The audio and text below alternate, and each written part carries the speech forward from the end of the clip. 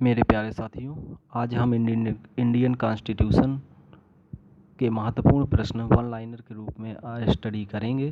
तो आइए शुरू करते हैं आज का वीडियो, जिसमें कहा गया है, पहला प्रश्न है अनुच्छेद 165। अनुच्छेद 165 में कहा गया है, अनुच्छेद 165 में कहा गया है कि प्रत्येक राज्य का एक महाधिवक्ता होगा। क्या होगा?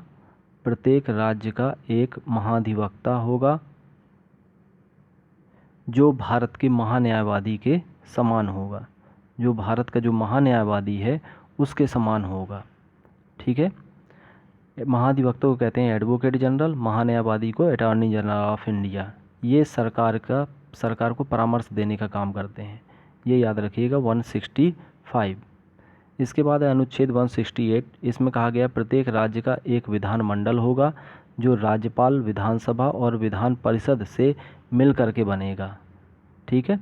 राज्यपाल होगा, एक तो होगा राज्यपाल, विधानसभा और विधान परिषद, 3 लोगों से मिलकर बनेगा। जैसे भारत की संसद होती है, वो राष्ट्रपति, लोकसभा, राज्यसभा तीनों से मिलकर बनती है। ठीक है। तो हर राज्य का एक विधानमंडल होगा। उसका वर्णन हुआ है 168 में। किस में हुआ है?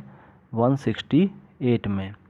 इसके बाद कहा गया है कि 73वां जो संविधान संशोधन एक्ट है, 73वां संविधान संशोधन अधिनियम, इसमें कहा गया है पंचायती राज का जो त्रिस्तरीय ढांचा है, ग्राम पंचायत, पंचायत समिति और जिला परिषद, ठीक है, इन तीनों से मिल करके पंचायती ढांचा बना हुआ है। इसके बाद है, ये क्वेश्चन भी आता है, निम्नलिखित में से कौन पंचायती राज का त्रिस्तरीय ढांचा नहीं है? तो ये याद रखिएगा, ग्राम पंचायत, पंचायत समिति और जिला परिषद, ये 3 हैं। इसका वर्णन किस में है? 73वां जो संविधान संशोधन है, 73। इसमें देखिए 73 में 3 लगा है और यहाँ 3 है, 1 2 3। ठीक है। इसके बाद है भारत की जो केंद्रीय व्यवस्थापिका है उसको कहते हैं संसद। ये संसद किससे मिलकर बनती है? राष्ट्रपति, लोकसभा और राज्यसभा, इन तीनों से मिलकर के बनती है। इसके बाद कहा गया है निम्न सदन को क्या कहते हैं?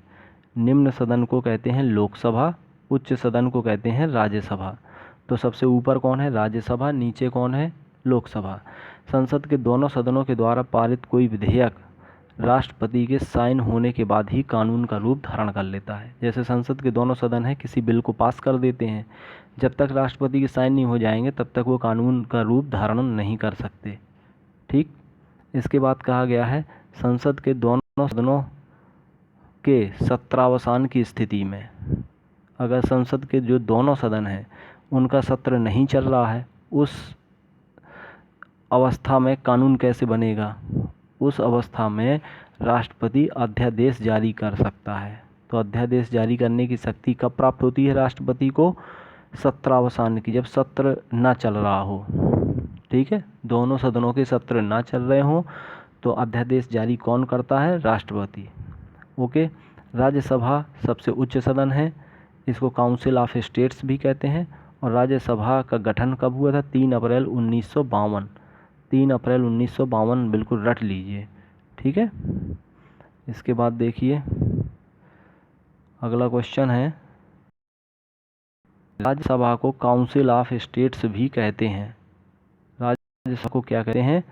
काउंसिल ऑफ स्टेट्स भी कहा जाता है। सभा को काउंसिल कहते हैं और राज्य को स्टेट कहते हैं, तो काउंसिल ऑफ स्टेट्स भी कहा जाता है। राज्यसभा एक प्रकार का स्थायी सदन है। राज्यसभा जनता का नहीं बल्कि राज्यों का सदन है। ये किसका सदन है? राज्यों का सदन है। जनता, जैसे लोकसभा में है ना, जनता का सदन है, जैसे काउंसिल ऑफ पीपुल कहा जाता है उसे, और ये है काउंसिल ऑफ स्टेट्स, तो ये क्या, किसका सदन है? राज्यों का सदन है। इसलिए इसमें राज्यों का प्रतिनिधित्व होता है। राज्यसभा को कुछ ऐसे अधिकार प्राप्त हैं जो लोकसभा को प्राप्त नहीं है। राज्यसभा को कुछ ऐसे अधिकार प्राप्त हैं जो लोकसभा को प्राप्त नहीं है। अनुच्छेद 249 के अनुसार राज्य सूची पर कानून बनाने की शक्ति किसको है? राज्यसभा को है। राज्य सूची का कोई विषय है, उस पर कानून बनाने की शक्ति राज्यसभा को है। ये सबसे इम्पोर्टेंट क्वेश्चन है, अनुच्छेद 249 में वर्णन है। ठीक है। अनुच्छेद 312 ये भी इम्पोर्टेंट है, राज्यसभा को अखिल भारतीय सेवाओं के सृजन का अधिकार है, ये इम्पोर्टेंट है। अनुच्छेद 80 के तहत राज्यसभा की जो अधिकतम सदस्य संख्या है वो कितनी होगी, 250 होगी। राज्यसभा की, ये किसकी सदस्य संख्या, राज्यसभा की अधिकतम सदस्य संख्या कितनी होगी, 250 होगी, जिसमें 238 तो होंगे राज्य विधानसभाओं से, 238 सदस्य राज्य विधानसभाओं से आएंगे 250 में, और राज्य विधानसभा और संघ शासित प्रदेशों से आते हैं, जबकि 12 सदस्यों को राष्ट्रपति मनोनीत करता है जो कला, साहित्य, विज्ञान के क्षेत्र में विशेष कार्य करते हैं। इनको कौन मनोनीत करता है, राष्ट्रपति राज्यसभा में मनोनीत करता है।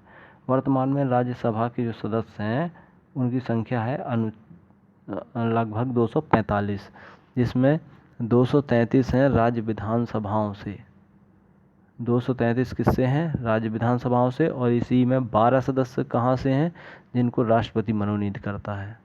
12 सदस्य कौन से हैं, जिनको राष्ट्रपति मनोनीत करता है, ये देखिए, ठीक है। इसके बाद ये महत्वपूर्ण रहे और ये सबसे इम्पोर्टेंट है, अनुच्छेद 80 में जो राज्यसभा की जो अधिकतम सदस्य संख्या है वो निर्धारित की गई है, किस अनुच्छेद में, अनुच्छेद 80, और 250 सदस्य संख्या निर्धारित की गई, जिसमें 238 तो होंगे राज्य विधानसभा और संघ शासित प्रदेशों से, और 12 सदस्य कला, साहित्य, विज्ञान के क्षेत्र में उल्लेखनीय कार्य करने के कारण राष्ट्रपति राज्यसभा में उनको मनोनीत करता है। ठीक है दोस्तों, आज के लिए इतना ही काफ़ी है। नमस्कार।